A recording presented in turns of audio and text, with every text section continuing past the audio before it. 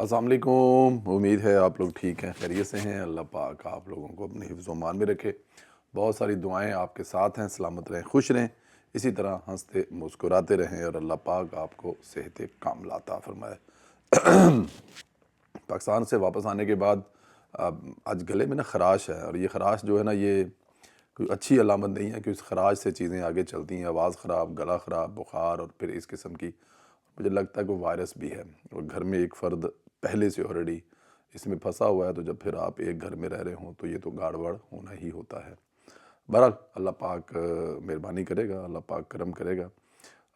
Channel کو subscribe کریں اور بیل آئیکن کو پریس کریں، زیادہ سے زیادہ واٹس ایپ گروپوں میں لنک شیئر کریں، اور اپنی رائے کا اظہار کرنا مت بھولا کریں۔ خان صاحب نے جو وکیل کیے ہوئے ہیں نا، ان وکیلوں نے اس بات کے پیسے پکڑے ہوئے ہیں کہ خان صاحب کو باہر نہیں آنے دینا، خان صاحب کو اندر ہی رکھنا ہے۔ آپ کوئی بھی وکیل اٹھا کر دیکھ لیں، آپ نے کبھی دیکھا کہ عمران خان کے کسی وکیل نے کو آ کے اچھی خبر سنائی ہو؟ عمران خان کے وکیل کہتا تھا کہ 10 منٹ کا کیس ہے، میں 10 منٹ میں 190 ملین پاؤنڈ کیس کو اڑا دوں گا۔ اب اسلام آباد ہائی کورٹ نے براہ راست مرکزی کیس ہی لگا دی ہے۔ اب کہا جا رہا ہے کہ پہلے سزا معطلی پر اپیلیں سنیں، یعنی عدالت مرکزی کیس لگا کر پورا کیس ہی اڑانا چاہ رہی ہے۔ تو کہہ رہے ہیں نہیں، پہلے عارضی کیس سن لیں۔ کیسی بات ہے؟ مطلب جو عدالت کہہ رہی ہے وہ اس سے الٹ کرنے کی جو ہے وہ مطلب کہ دوسری سائیڈ سے کرنے کی کوشش کر رہے ہیں۔ اسلام آباد ہائی کورٹ نے عمران خان اور بشرا بی بی کی جو اپیلوں پر فیصلہ جاری کرتے ہوئے مرکزی اپیلوں کی سماعت کے لیے 7 مئی کی تاریخ جو ہے وہ مقرر کر دی ہے۔ اسلام آباد ہائی کورٹ کے فیصلے میں کہا گیا ہے کہ مرکزی اپیلیں مقرر ہو گئی ہیں تو سزا معطلی کی درخواستیں غیر مؤثر ہو جائیں گی۔ اب یہ خان صاحب ایک وکیل اس راکٹ سائنس کا بتا سکتے ہیں کہ وہ خان صاحب کی سائیڈ پر ہیں یا پھر مخالف سائیڈ پر ہیں، کیونکہ خان صاحب کے جو وکیل ہیں مجھے لگتا نہیں کسی بھی طرح سے کہ وہ خان صاحب کی سائیڈ پر کھڑے ہیں۔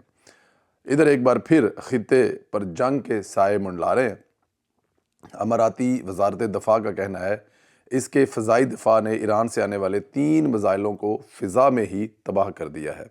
وزارت دفاع کے بیان کے مطابق 4 میزائلوں کا پتہ لگا لیا گیا تھا، جن میں سے 3 کو کامیابی سے تباہ کیا ہے، جبکہ ایک میزائل سمندر میں گر کر تباہ ہو گیا ہے۔ چلیں اگر ایسا ہے تو اللہ پاک محفوظ رکھے، لیکن یہ میزائل کیوں آئے ایران کی طرف سے، اور ایران نے یہ میزائل کیوں کیے، اور یہ لڑائی کس طرف لے کے جانا چاہتا ہے؟ اگر ایران کی طرف سے ہوئے ہیں یا پھر ایران کے پاس اس بات کا کوئی ایکسکیوز ہے کہ اس کی طرف سے یہ میزائل کیوں؟ اب یہ تو اب جیسے جیسے آگے جائیں گے تو یہ چیزیں کھلیں گی، اب تک جو ہیں یہ کوئی اچھی خبر نہیں ہے۔ جو اس وقت حالات ہیں وہ کسی بھی طرح سے مناسب نہیں ہیں۔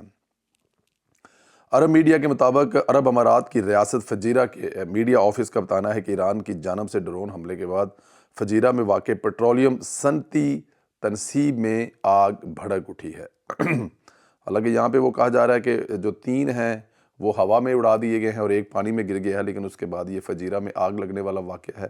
اماراتی میڈیا آفس کے مطابق ریاست فجیرہ میں ایران کے حملے میں 3 افراد زخمی ہوئے ہیں، جنہیں ہسپتال منتقل کر دیا گیا۔ تینوں زخمیوں کا تعلق بھارت سے ہے۔ انسان ہے، کسی بھی ملک سے ہو، ان سے بس ان کے بارے میں یہی دعا مانگی جاتی ہے کہ اللہ ان کو زندگی دے۔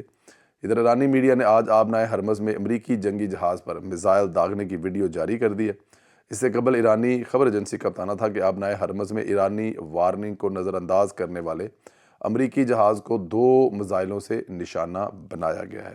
ایرانی خبر ایجنسی ذرائع کے حوالے سے کہنا ہے کہ حملوں کے بعد امریکی جہاز نے اپنا سفر روک دیا، پسپائی اختیار کرنے اور علاقے سے بھاگنے کے مجبور ہو گیا۔ اب یہ دیکھیں، یہ پہلے جو ہے وہ یو ای پر حملہ ہو رہا ہے، پھر فجیرہ کے ڈپو میں آگ لگ رہی ہے۔ ایرانیوں نے صبح جو ہے وہ امریکہ کے جو جہاز ہے جو ان کے بقول ان کی وارننگ کو نظر انداز کر رہا تھا، وہاں پر اس پر حملہ کر دیا ہے، اور حالانکہ اس سے پہلے صبح جو ہے امریکہ نے ایران کا وہ جہاز پکڑا تھا۔ اب دیکھیں نا کہ امریکہ مطلب یہ جہاز جو امریکہ نے پکڑا تھا، جس کی وجہ سے اس وقت آج سے 2 ویک پہلے جو ہے ایرانی پاکستان آنے سے مکر گئے تھے، اگر اس وقت یہ جہاز اگر امریکہ نہ پکڑتا، ایک طرف ٹرمپ جو ہے کہہ رہا ہے کہ میں پاکستان جا رہا ہوں، کہ ہم لوگ بہت نزدیک پہنچ رہے ہیں اور دوسری طرف آپ نے جہاز پکڑ لیا. تو اس کے بعد یہ ساری ہیپنز ہو رہی ہیں. اور اب یہ دیکھیں کہ پہلی ویلو کے 3 ٹاپک ہیں، تینوں اس جنگ پر ہیں. حالانکہ جنگ کے ٹاپک جو ہیں ختم ہو گئے تھے، لیکن اب دوبارہ پھر آپ کو وہی کچھ نظر آ رہا ہے کہ آنے والے دنوں میں یہ خطہ جو ہے جنگ کی لپیٹ میں ہے. پیٹرول، ڈیزل، ایئر لائنز، کام، کاروبار، ہر چیز جو ہے وہ ٹھپ ہوتی ہوئی نظر آ رہی ہے. جنگ کے خطرے کو دیکھتے ہوئے حکومت پاکستان بھی انتظامات کا جائزہ لے رہی ہے. نائب وزیر اعظم اسحاق ڈار کی زیر صدارت اجلاس ہوا، جس میں ملک بھر کی ریفائنرز اور آئل سٹوریج تنصیبات کی سیکیورٹی انتظامات کا جو ہے وہ جائزہ لیا گیا ہے. نائب وزیر اعظم وزیر خارجہ اسحاق ڈار کی زیر صدارت اجلاس میں وزیر آئی ٹی، وزیر مملکت خزانہ، سیکٹریز پیٹرولیم اور داخلہ، اعلیٰ حکام شریک ہوئے. بریفنگ کے دوران بتایا گیا کہ تمام متعلقہ سٹیک ہولڈرز اور آئل مارکیٹنگ کمپنیوں کے ساتھ مل کر سیکیورٹی اقدامات یقینی بنائے جا رہے ہیں. اضافی سیکیورٹی اقدامات کے اخراجات آئل مارکیٹنگ کمپنیاں جو ہے وہ برداشت کریں گی. نائب وزیر اعظم کے آفس کے مطابق اسحاق ڈار نے موجودہ سیکیورٹی انتظامات پر جو اطمینان کا اظہار کیا ہے اور اعلامیہ کے مطابق حکومت نے اہم توانائی تنصیبات کے تحفظ اور ملک بھر میں بلا تعطل ایندھن جو ہے وہ فراہمی یقینی بنانے کے عزم کا ادا کیا ہے. اعلامیہ کے مطابق اجلاس میں ملک میں پیٹرولیم، تیل اور کے ذخائر جو ہیں اس کی صورتحال کا جائزہ لیا گیا. وزارت پیٹرولیم نے پیٹرولیم ذخائر کے حوالے سے بریفنگ دی ہے اور وزارت پیٹرولیم نے بتایا کہ جون 2026 کے تیسرے ہفتے تک ملک بھر میں پیٹرولیم مصنوعات کی بلا تعطل فراہمی کے لیے وافر ذخائر موجود ہیں. سپلائی کی صورتحال کی روزانہ کی بنیاد پر national coordination and management committee کے ذریعے مسلسل نگرانی کی جا رہی ہے. مؤثر نگرانی پیش کی سپلائی چین مینجمنٹ کو یقینی بنانے کے لیے نگرانی کی جا رہی ہے. اب یہ بڑا ضروری ہے. اب دیکھیں نا کہ مطلب ایک تو آپ کے پاس تیل نہیں ہے اور دوسرا اس کی سیکیورٹی پر کمپرومائز نہیں کیا جا رہا، کیونکہ اس وقت جو ہے مسائل آپ کے سامنے ہی ہیں اور اس قسم کے کسی بھی رسک نہیں لیا جا سکتا، کیونکہ اس وقت دنیا میں جو سب سے قیمتی چیز ہے وہ تیل ہے، کیونکہ آپ کی ہر دوسری چیز جو ہے وہ تیل سے منسلک ہے. آپ جتنا بھی مہنگائی کا طوفان آنا ہے وہ تیل کی وجہ سے آنا ہے. آپ کے جہاز جو چلنے ہیں، آپ کے جو گاڑیاں چلنی ہیں، آپ کی جو فیکٹریاں چلنی ہیں، آپ کی جو بجلی چلنی ہے، ہر جگہ پہ تیل کا دار و مدار ہے. پہیہ گھومتا ہی تیل سے ہے. پہلے پہیہ بنا، پھر تیل بنا، اور اس کے بعد تیل سے پہیہ گھومنے لگا. اور اس وقت آپ دیکھیں کہ اگر تیل نہیں ہے تو پہیہ آپ کا رک جائے گا. ادھر مار کا حق جو ہے اس کی بھی ہمیں یاد آ رہی ہے. جیسے جیسے مئی کا مہینہ شروع ہو رہا ہے ویسے ویسے جو ہے وہ مار کا حق جو ہے وہ آگے وہ یادیں آ رہی ہیں. پچھلے سال انہی دنوں انڈیا پاکستان کی جنگ کے دہانے پر کھڑا تھا.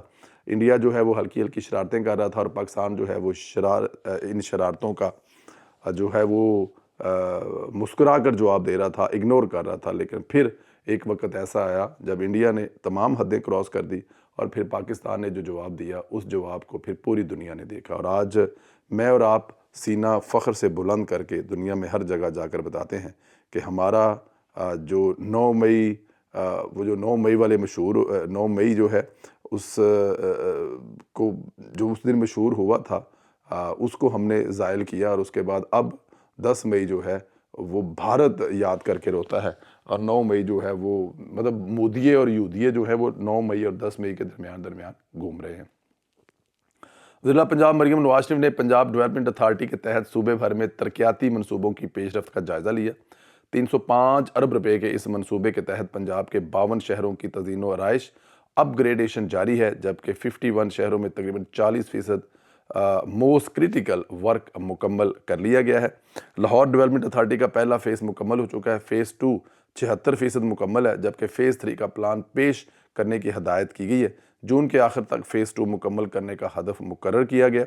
پہلی بار لاہور کی 16,410 گلیوں کی اپ گریڈیشن بیوٹیفیکیشن کا کام جاری ہے، جبکہ روزانہ 60 گلیوں پر کام جاری ہے.